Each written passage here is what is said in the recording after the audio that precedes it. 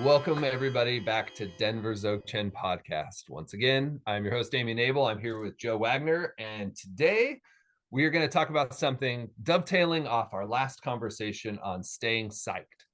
So, one of the ways that as a group, as Denver Dzogchen Sangha has stayed psyched is by having projects that we work on collectively as a Sangha to further the Dharma in our lives and in the world.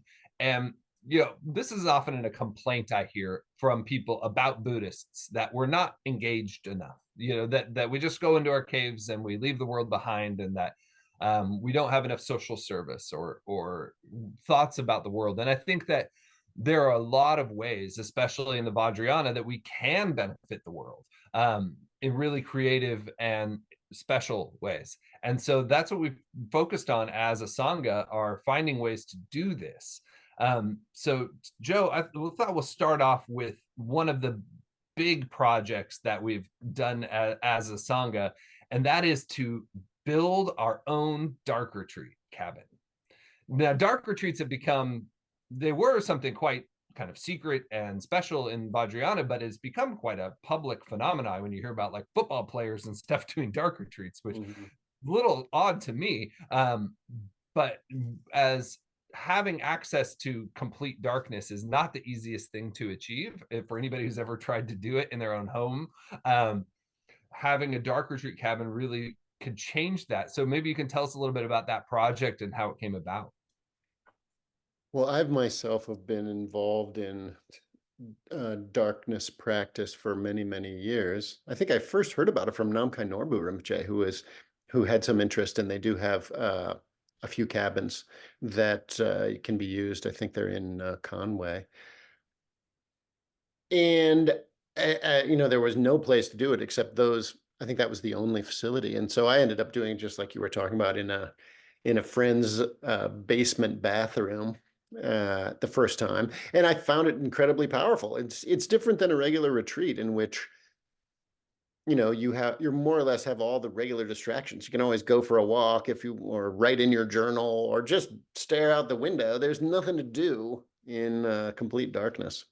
Actually, before I go forward, I think it's important to make a distinction between Buddhist dark practice, dark retreat, Munsam, and what that football player and the rest of the people are doing. They're just staying in the dark. They may have some meditation that they're doing, but these are very different, and it's important to understand that. But I received quite a bit of teaching on this and have done, I wouldn't say a lot, but maybe half a dozen retreats varying in length from 3 days to 2 weeks. And it's an incredibly condensed and powerful way to practice. There's no escape. The moment the door shuts, you realize like, wow, I only got me in my mind. There's nothing to do. I cannot read a book. I cannot go anywhere. I cannot do anything.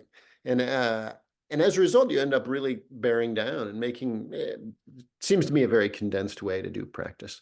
So in bringing this up with people in our Sangha, I decided that it might be beneficial to build a facility. And we did do that. We accomplished that last year here in Denver. And it has heating and cooling in its own little bathroom, and pretty amazing. And so people are slowly being introduced to that. And it's something to aspire to do as a practitioner if you're interested. And also in doing it, you feel a sense of real accomplishment. You're like, I did this. It was only 72 hours, but that might have been the most important 72 hours of my life or whatever. So yeah, we did accomplish that. It was a big deal to do, quite a bit more expensive than I think anyone anticipated, and with a lot of troubles, just like you come across with any project. But it was one of the more interesting projects we've done. Yeah. And if people are interested, then this is one of the things that Denver Dzogchen offers.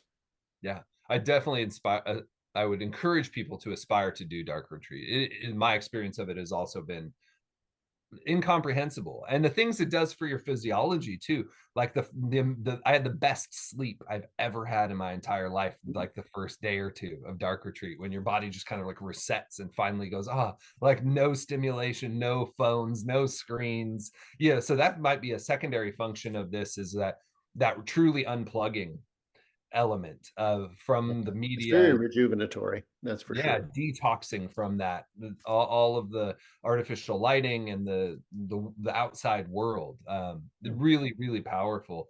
And it's something that, again, if we're talking about how in the modern West, without being able to go off and do months and months of retreat, how can we get our bang for our buck, so to speak? And I think dark retreat is one of Good way to those look at it. Yeah. ways to do that. Even like as you said, a 2-3 days can be incredibly powerful. Oh yeah, even overnight, 12 hours, just going in at 6 o'clock in the evening and staying overnight and waking up the morning, coming out at 10 in the morning can be very, very powerful. Since there's no one to talk to and nothing to do, you get to see where you're at, get to see, where your practice is at. And so for that, it's beneficial also. Plus it has, of course, many benefits in terms of visionary experience and untying deep knots and stuff. It's very cool practice. Definitely. So another project that we've done that connects to this, how do we make the modern world connect to these teachings and practice? And one of them has been the development of your own personal Beyul. And for those of you who don't know, a Beyul is a special place in the world geographically that has some kind of element to it where it's like stepping into another dimension in some sense, where practice is enhanced, where the environment and the elements are conducive to the path. And in Tibet, there was special places that had these qualities, and of course, they're everywhere in the world, right? Like these are things that exist, the potential for it. And there's some things we can do to not create a Beyul necessarily, but facilitate or even strengthen or enhance the environmental energy in the places we live, or nature nearby us, or the property we live on. So maybe talk a little bit about the Beyul project and what that looked like. I call it a Beyul, but a Beyul is really a hidden land, and most of those were hidden by Guru Padmasambhava in the Himalayas, where Tibetans, primarily Tibetan people, can find refuge during very difficult times. Sikkim is supposed to be a Beyul. Pimlico is maybe the most famous one. There's a great book about Pimlico that Ian Baker, a friend of ours, wrote. So this is not really a Beyul because it's not completely hidden away, but it is a special place. And what happened was, I've always been interested in caves and sacred environment, this kind of thing, and actually sort of sacralizing the environment through intention and through the right kind of blessings and this sort of stuff. And I was up in the mountains here in Colorado, not terribly far from Denver. Maybe it's now 4 or 5 years ago, and discovered something that was new to me. It was a small lake, and I thought, based on usually these kind of special places in the Himalayas or in Tibet are geomantically powerful. You can just feel the energy of the place is such that it's focused in a way that it isn't in the normal environment. And Colorado has more mountains than any other state. I think we have the highest average elevation or something. So there are a lot of places where there aren't people. And I was up in the mountains and I found this little lake, and I thought, wow, this is really, you can see this is a nay, like a holy place, like a power place. And as I looked around that area, off to the side, there's a little valley, and I thought, I'm going to have to go there. You couldn't get there from the ridge that I was on without more equipment than I had with me. But I got some topo maps and figured out how to get back there, and found the place to be really like a magical place. And so we put some stupas up there, just small stupas, and some statues of Guru Rinpoche, and I've done quite a bit of practice there, and I've invited a few friends. And it's not a place, you sometimes come across other people who are walking there, but my little goal is to turn that into our own private holy land. And this is what happened in Kham, with the discovery of termas associating places in Kham with there are 25 special places, 5 and then 5 sub places in each one. You can read quite a bit about this in the fairly new biography by Alexander Gardner on Jamgon Kongtrul, because they did this in Kham between Kongtrul and Khyentse Wangpo and Chogyal Lingpa. They really sacralized parts of Kham that had not that hadn't been the case before. And I thought, well, why can't we do this here? I remember Orjin Kusum Lingpa came to Colorado a few times, and one time he was here, he went down to Crestone, which is, its own kind of magical place, and where they built a big stupa for the 16th Karmapa. He picked the spot, and a long time ago in the 70s and so forth. And Kusum Lingpa recognized that whole area as being blessed by Guru Rinpoche and said, there's actually termas in this area, and this mountain contains such and such, and all this kind of stuff. And, this sort of thing percolated through me. And I thought, well, why can't we do that? Maybe Guru Rinpoche went everywhere. You never know. So we have our own little Beyul.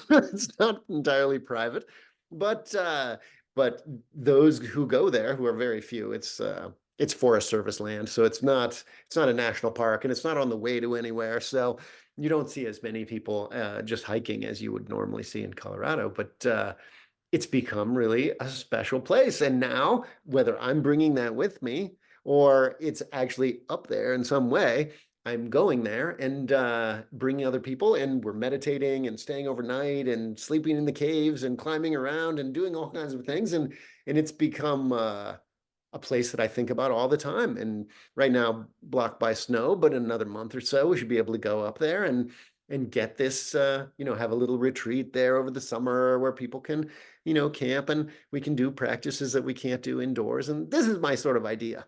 And in addition to that, we've got another little project that's going on there in outside of Kathmandu in Parping, which there's an area where Guru Padmasambhava practiced. And there are 2 caves where he lived when he was there. And these are associated with the Vajrakilaya practice and so forth, through which he tamed an epidemic. And you can read about that in the histories. But in those caves, there are at least 2 stone statues of Guru Padmasambhava, maybe 2 feet high or something, that when I was last in Nepal, I went out there and was very inspired to have a statue carved and then put it in a hidden place in our little Beyul. So we have our own little Parping here in Colorado. Whether it'll be accomplished entirely or not, I'm not sure. But we did get a stone, and one of the members of our group, Deborah Ebers, is a professional artist, and she is in the process of carving a statue of Guru Rinpoche out of this beautiful stone, which is coming quite along. And when it's completed, then we will consecrate it, and we will take it to our little Beyul, and we will hide it up there. And even if we're the only ones who ever know about it and never becomes a popular pilgrimage place, it's still wonderful to do these things and sort of bring our intention into the natural world, which is holy in and of itself.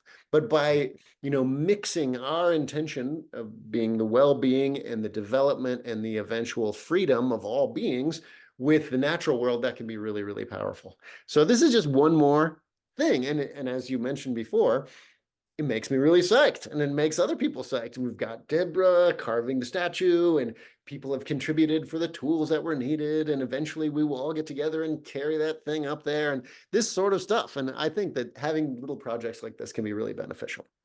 Totally. And I hope this inspires our listeners to do this, because I think that this is one of the best things we can do for our world. When you look at the environmental degradation and all of this that's happening, many great masters have said that doing song offerings and things like this are some of the most important activities we can do, because we need to repair our relationship to the land and to the spirits that inhabit it, etc. And the indigenous cultures all around the world have been saying the same thing as well. So we could use the small little stupas from the Yedharma Project, which we'll talk about a little more today, to consecrate land, or we can make naga offerings with milk to different water sources. You can do smoke offerings. These are ways that we can actually serve the land in which we live and consecrate it. So it doesn't necessarily have to be, special or geomantically aligned. It can just be the space that you are. But we've talked also about pure perception, and this is a way to help facilitate pure perception. These different acts of blessing the land is how we help cultivate our pure perception. And so we can do this more and more. I want to give a shout out to the place here. So up on Whidbey Island in Washington State, I've done a lot of retreat on a place called Earth Sanctuary, which was founded by Chuck Pettis, who is connected to Sakya Monastery, where I took refuge. And His Holiness Dr. Rinpoche went out to this land and blessed it. And Chuck is really into the stone structures, like Stonehenge and Easter Island and these sort of things. So he designed this whole property with tons of stone structures. It's all geometrically aligned. He used the ley line maps to build this place. And there's a retreat house there. So it's called Earth Sanctuary. So I'll give a plug for him. If you want to do retreat there, you can do that. And you can rent the house there, which has incredibly powerful, blessed energies from Dog Rinpoche and his wife, Damala. And then the land, you have all of these trail systems that go through from spot to spot, these power places that have different stone structures that you can do meditation. And I found it to be, I've done lots and lots of retreat there, and it is so beautiful and amazing. And Whidbey Island itself is where my other Lama lives, Keeling Rinpoche. And many masters and other people have commented on the special energy of Whidbey Island. And there's also supposed to be huge deposits of quartz crystal there. And so these qualities we can find nearby us, and we can help bring them out and enhance them further by doing these different projects. I think it'd be really powerful. I agree. I mean, the natural world is by itself very, very special. And we, as natural beings, have a special resonance with those places. In some places, they feel more holy than others. So discovering those places in your own neighborhood, I mean, they exist in every city. They exist everywhere. I mean, my brother was living in New York City for a while, and wandering around Central Park, you can feel it. So it doesn't matter where you are. You don't have to be in the mountains. You don't have to be in the islands. You can be anywhere, but discovering those places, it could be a tree in a local park. It could be anything like that. But by developing a relationship with these places, it enhances you, and it also enhances the place. And, the Tibetans have always believed that there's a residue from doing practice in places that's left there, and then other people can soak it up. And I think it's important. I mean, we often call the Vajrayana Tibetan Buddhism. This makes us long for a place in Tibet, but we live in our own Tibet right here. And we need to slowly bless our own environment. That goes for your own house. That's, having thangkas and statues and other sorts of things that are important to you that do cause you to experience your environment as sacred, as pure. And pure perception is the hallmark of Vajrayana. So yeah, I agree. Whether it's Whidbey Island or Beyul in Colorado, these places exist. And the more we practice there, the more we make Tibet in America, which is the way to do it. I think it's a wonderful thing to do. Yeah, I've often thought about that. Like when I say a lot of the Guru Rinpoche prayers, it says like the suffering of the dark times for the people of Tibet. And I'm saying this prayer, so I'm thinking, oh, well, I'm not Tibetan, and not this lifetime anyway. But I've often had the thought, well, ever since the diaspora, Tibet is everywhere that Tibetan Buddhism is practiced, right? Now that is one of the benefits we've had from this difficult situation for the Tibetans, is that it's spread Tibet everywhere, just as you're saying. And that, so anybody who's connecting to these mandalas is bringing a piece of Tibet wherever they are. And so Tibet now is almost like Shambhala or something like that, like a spiritual kingdom instead of a place on the earth that's politically aligned. It's true. It's absolutely true. So maybe you want to talk a little more about some of the other projects we have. We're speaking about stupas. We've talked before about the Yedharma Stupa project, which is everybody can get their own little stupa and use that to bless their land. But we are also funding some larger stupas in Nepal. Yeah, stupas are a pet project of mine. Came because of visiting. I might have mentioned this in previous podcast. I can't remember, but in Bangkok, there is an artificial hill, a great big hill called the Golden Mount, and there's a little temple there called Wat Saket. And in that temple, there's a stupa, maybe it's 4 feet high or so. And in there are some relics of Shakyamuni Buddha that were given to one of the kings of Thailand by the British government in India that they had discovered in an archaeological dig. So they put them in there, and the first time I visited that place, I had such a profound experience of the incredibly deep peace of the Buddha, and it just really struck me. And I made a little aspiration to build a stupa like that. And that turned into all kinds of things, primarily this Yedharma project, where we've now, we've got more than 1,000 stupas around the world. That came about because of that. But it's fun to build larger stupas. You put a little stupa in the mountains hidden somewhere, no one knows about that, right? There may be some sort of subtle influence going on, and if someone happens by, they feel like meditating, maybe. But when you see an actual stupa, then that's very powerful.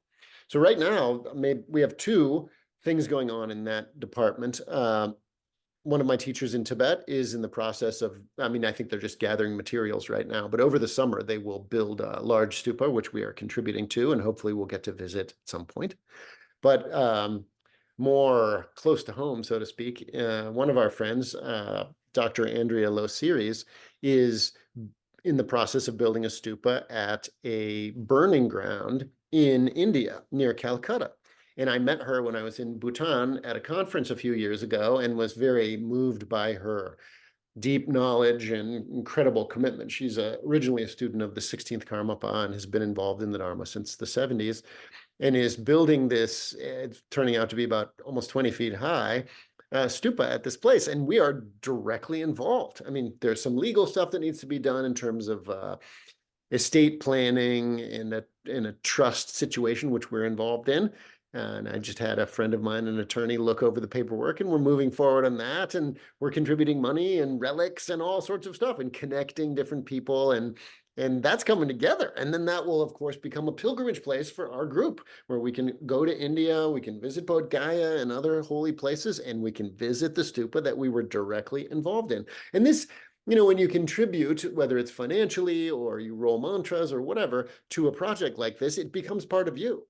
And that means that we have like a little home in India. And I love this idea. And it's been part of my life since I first got involved in the Dharma. I was living in Ohio, and the KTD related center that I was attending was rolling mantras for the stupa of the Karmapa in Crestone. And I rolled mantras, and I had never been there. And then when I moved to Colorado, we went down and visited that place. I was like, some of those mantras that I rolled are in there right now. And it makes you feel like, I don't know, connected in a way that you're not if you don't. So if people are interested in participating in these projects, they can get in touch with us. And it's an opportunity for everyone. And it feels good to do that. We're going to be building, we've put it on hold right now to focus on this Indian project, but we've got a spot here in Denver where we're talking about building a stupa too. So it's fun to do these things, it keeps the energy going, and it keeps it keeps you psyched, your mind is all over the place, right? And one day you think, oh my gosh, we have a little Beyul up there. We have to visit that place. And you feel like elevated slightly. Or we think, oh, the stupa is coming along in India. Oh, that's good. And that elevation, it spreads out. It allows you to relax. It allows you to feel the refuge in you. And that becomes beneficial to yourself and others. That's the whole way to do it, And as I see it, that's all we really can do. Yeah, that Lungta energy gets brought up through these activities. And that's this, I just have to go and do a little tangent here about generosity, because people think about money, and as soon as you click into the word money, they click into a world of currency. But to me, it's so awesome to be able to give. Like, I think when I offer $5 to Garchen Rinpoche, or I offer $5 towards a life release that a lama is doing over here, or I give $5 to a stupa, like you said, that's part of me now in each of those activities. So people think they get very weird about money, but it's like money is energy, and when you put that energy into things that are auspicious like this, is way more beneficial for you than it is for the people, just the project itself. There's so much potency in offering. So when you give to your local sangha, to your guru, to your teacher, whoever's listening to this, when you give to these projects that you hear about, I think it's so important to think about it in a different way than I'm losing my money, or money is dirty, or any of those kind of thoughts. And instead just think, through making this offering, I am connecting myself to this amazing Dharma activity that will forever be a part of me, and will be part of the world, and will benefit all sentient beings. It's really, people should think of generosity as an opportunity instead of some kind of harsh discipline or something we have to do like with a kind of feeling of disgust afterwards. Yeah, I mean, it's an opportunity, just like you said. And you Yeah. do, whether you give your time or you roll some mantras or you give some money to, let's say, a stupa project, that really is you. And the accomplishment of that is your own accomplishment. So you're absolutely right. Being generous in all areas with our time, with our love, with our funds, with our energy is the way. Money is just condensed energy. And it's smart to be judicious about what you're doing with it. But yeah, people have funny attitudes. That's okay. Yeah. We're slowly overcoming those. But by thinking too, like it's the first paramita, right? Like all the other paramitas follow from generosity. So the primary way, and I think this is well understood in the Tibetan culture, that if you couldn't practice the Dharma, then you gave. That's what you did first, because eventually you would have enough merit to participate and practice in the Dharma. So if you feel constrained by time and overwhelmed, giving generously is one way that we can ensure in the future we'll be able to practice the Dharma on the further down the paramitas. No question. No question. I've heard many teachers say that of the paramitas, the most important one is generosity. So having a generous attitude, not being cheap, is really important. And and again, it's a it's a habit. It's a habit. At first, everybody's a little tight and life is tough. I'm not blaming anybody for how they are. It's okay. But that's one of the many things we can do is give, whether it's giving time, energy, love, a look to a homeless person, whatever it is, that offering, it expands our possibilities and it also benefits others, which is the whole game to play. Yeah, and people shouldn't think that there's too small a gift either, because it's even like the story with Jesus and the penny that's famous, that we give according to our means, and if we don't have much, giving $5 is just as significant as somebody else giving $1,000. Of course. So Yeah. it doesn't The more matter people how. the more people who participate, the better.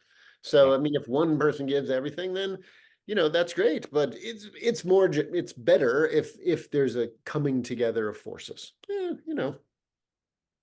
don't know what to say about this, but it's good yeah, when people are generous, and it's good to practice generosity. It has real benefits, and they say it comes back to you tenfold, maybe, but whether or not it does, the main thing is the attitude of offering that we should try to inculcate in every area. I tell this story. A friend of mine lives in Oregon, and on the property where he lives, there's a natural spring, and he invited someone who he had met to come and visit, and he was showing this guy around, and he took him to the spring and he said, "You can drink this water, it's totally safe." And the guy was like, "Ah." And so the guy, he took a little water in his hand and he drank a little bit, and he just sat there a little bit and he took a little water and he drank it. He did like 5 or 6 times, and eventually my friend said, what are you doing? He said, "I'm drinking water for all those who are thirsty." And if this is our attitude, how can we not be beneficial? Right? And we need to do that in every area, because that's exactly what's lacking in the world. As people, there's a lot of fear in the world, and naturally, because the world is scary, especially now. And when you get scared, you retract and you try to protect, and that becomes a habit. And that us and them is exactly that dualistic structure of me and other, whether that other is a friend or an enemy or a loved one or whatever. That's the very foundation of samsara, the very base. So we can overcome that all the time, whether it's drinking water for all those who are thirsty, or giving $5 to some project you think is beneficial, or simply offering a smile to those you see on the street. It's all the same thing, and it's all part of this unfolding of our tightness, which is our real issue that we're dealing with. yeah, and you can just the job you do every day, if you think about doing your job for the benefit of all beings and not just doing a job, then you turn your job into Dharma activity instead of Really just. true. That's really true. Yeah. Yeah. It all starts with the attitude. It's less about the money.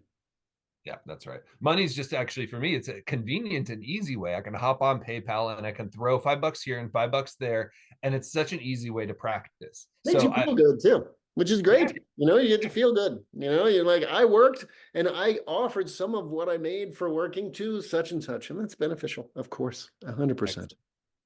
So some of the other projects that we have worked on as a Sangha, one of them has been we've started doing short, really concise Barche Lamsel weekends. So Barche Lamsel is incredibly powerful obstacle removing prayer from Guru Rinpoche. And I think it's particularly important in these times. And so we every 3 months or so, we take the weekend and do some half-hour sessions. And kind of condense our practice together as a group and do this one practice and just focus on it for the weekend. And I've noticed incredible benefits from doing this by coming together as a group. And because these practice sessions are really short, and because we're not like doing a lot of stuff in Tibetan, it's very oriented for us. Just doing this in English for half an hour, I have felt more benefit from that practice than almost any other group practice I've ever done. Um, so there's really like a lot of benefit in practicing as a Sangha, especially when you enjoy it and you make it fun and you make it something pertinent for your lives. Maybe you want to share a little bit more about, doing these tiny little drupshins that we do around this practice. Well, it's been really powerful. Yeah, I like Barche Lamsel. It's a terma of Chodra Lingpa, who's Tulku Orjun's great-grandfather. So there's that link for me. And I've loved that prayer for a long time. And we just have been getting together and online and then reciting it one time, dedicating the merit and resting in emptiness together. And even though that's only 30 minutes, it has been also for me very, very powerful. And it's got benefit in the beginning, middle, and end.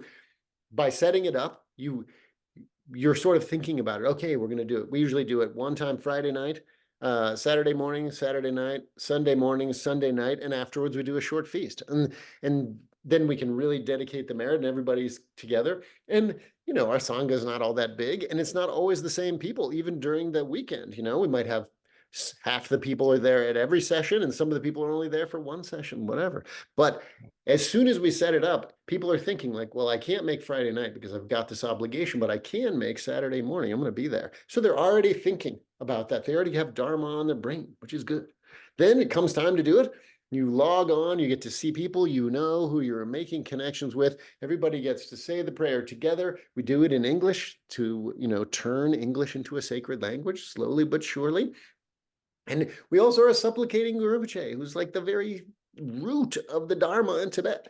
So you make this connection and you feel like you're receiving blessings, and you really feel like the outer obstacles are going to be cleared externally. The inner obstacles will be cleared internally, and the secret obstacles will be cleared spontaneously. It's happening, and you can feel it, right? So then during that weekend, you've got the next session coming, at least for me, so I'm hosting it, then I'm there for everyone, and you're usually there for everyone. So we're in the middle of that the whole weekend. And then afterwards, we dedicate the merit together. And the glow of that lasts sometimes for 2 weeks for me, where I'm like, hey, we did that. We did it. And we got it.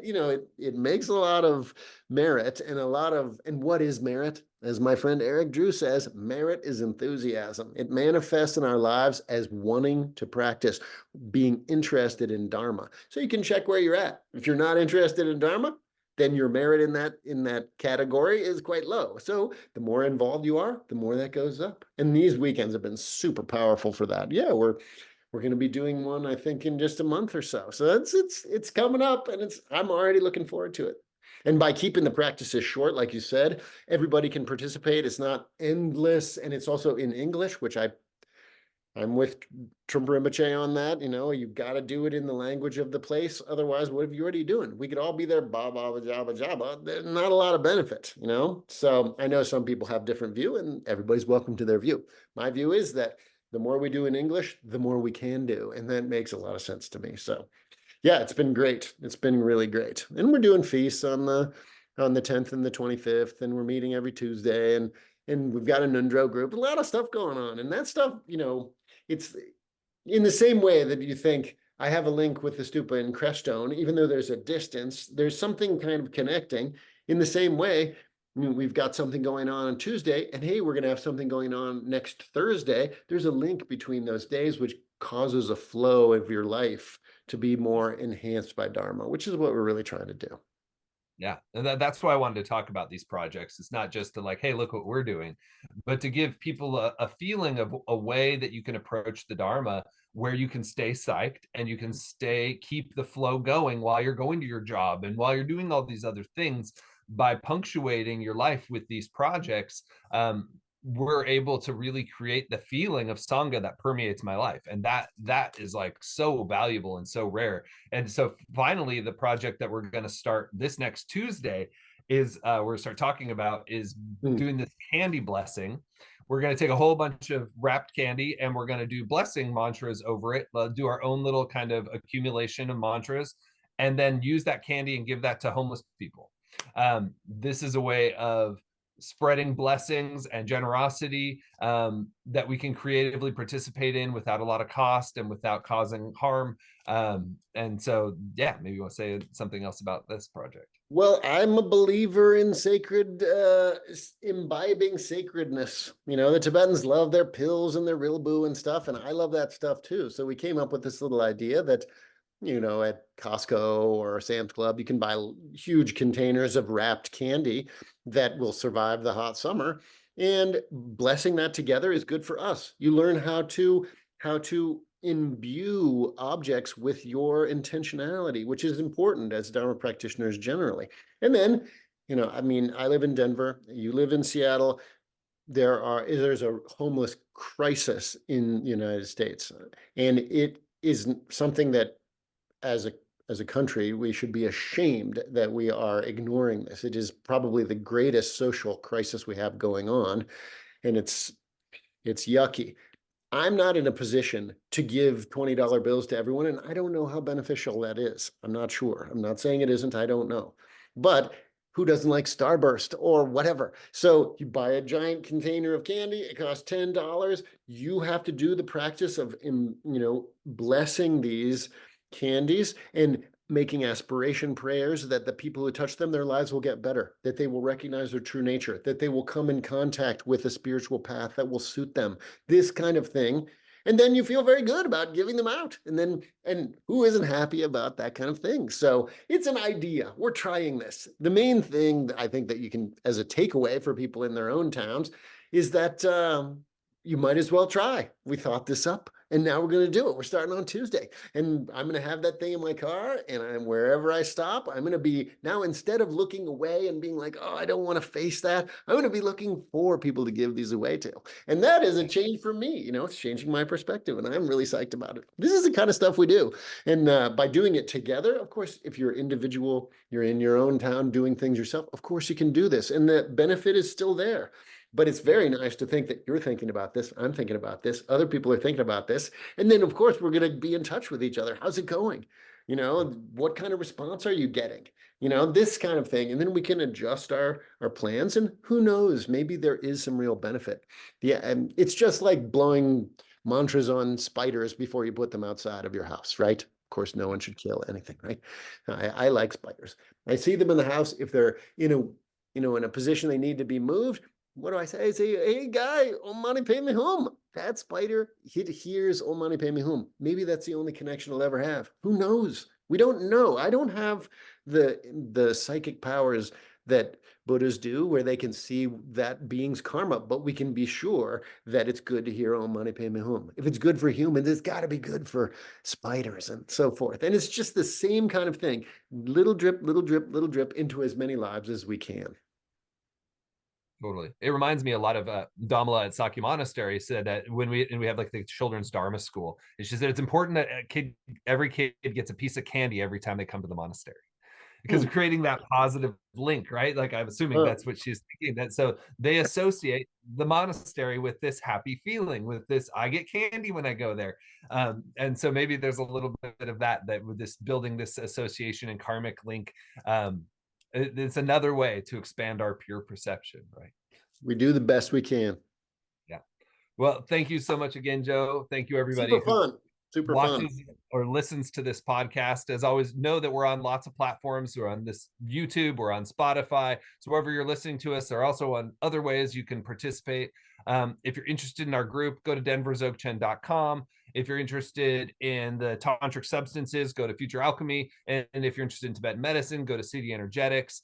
And yeah, just feel free to connect to us or reach out, shoot us an email if you're interested in participating in our Tuesday night group, or if you want to be involved in any of the projects we're talking about.